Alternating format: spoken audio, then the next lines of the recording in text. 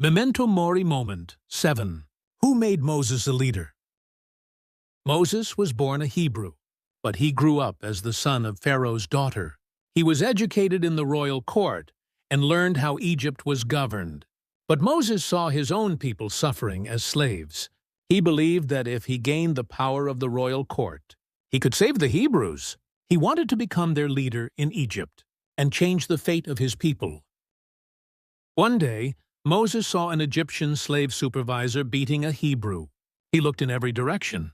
When he saw that no one was watching, he killed the Egyptian and buried him in the sand. To Moses, this may have been an act of saving one of his own people. But the next day, when he tried to stop two Hebrews from fighting, one of them asked him, "Who made you ruler and judge over us? Are you thinking of killing me as you killed the Egyptian?" Moses had no answer. The royal court had not given him authority to lead the Hebrews, and the Hebrews had not chosen him as their leader. Even if his purpose was just, Moses had appointed himself as the savior of his people. Moses became afraid. "What I did is known." Pharaoh tried to kill him. It was not only the killing of one slave supervisor that had been exposed. Moses' entire plan had collapsed. His plan to use royal power to save his people and become their leader. His place in the royal family, his political connections, and the future he had planned in Egypt all disappeared in a moment. To survive, Moses fled into the wilderness of Midian. That was Moses' memento mori moment. The political Moses, who wanted to save his people through the power of the Egyptian court, died that day. The Moses who appointed himself as a leader and tried to move history through his own power and plans also died. And in the place where his own plans had failed, a new Moses was born, Moses the exile, who had to wait for a plan greater than his own, the plan of God. In Midian, Moses named his son Gershom. "I have become a foreigner in a foreign land." He was no longer a son of the Egyptian royal court. Nor was he the self-appointed leader of the Hebrews. He was an unknown shepherd in the wilderness. Many years passed. One day at Mount Horeb, God called Moses from a burning bush.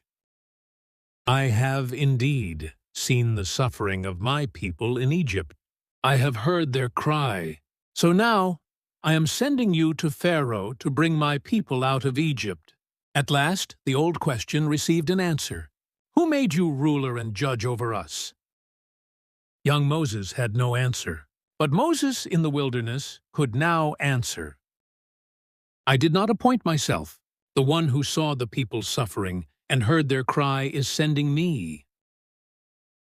Moses asked, "Who am I that I should go to Pharaoh and bring the Israelites out of Egypt?" God did not speak about Moses' royal background or his abilities. He simply said, "I will be with you." The old Moses depended on the question, "Who am I?" He was the son of the royal court, a man educated in Egypt and a leader with a political plan. The new Moses had to depend on a different question. "Who is with me?" The Bible does not explicitly say that Moses planned to gain power in Egypt and become the leader of the Hebrews. Exodus records that he killed an Egyptian and fled. Acts explains that Moses thought his own people would understand that God was using him to save them. So Moses' political plan is an imaginative reconstruction of what lies unspoken between those two accounts. But there was a clear change in the life of Moses. The Moses who appointed himself as a leader and tried to save his people through his own plan died. And where his own plan had failed, a new Moses was born, a man who discovered God's good rule and answered God's call. Is a leader someone who rises through personal ability and a plan of his own? Or is a leader someone who discovers a greater plan after his own has failed and answers the call entrusted to him?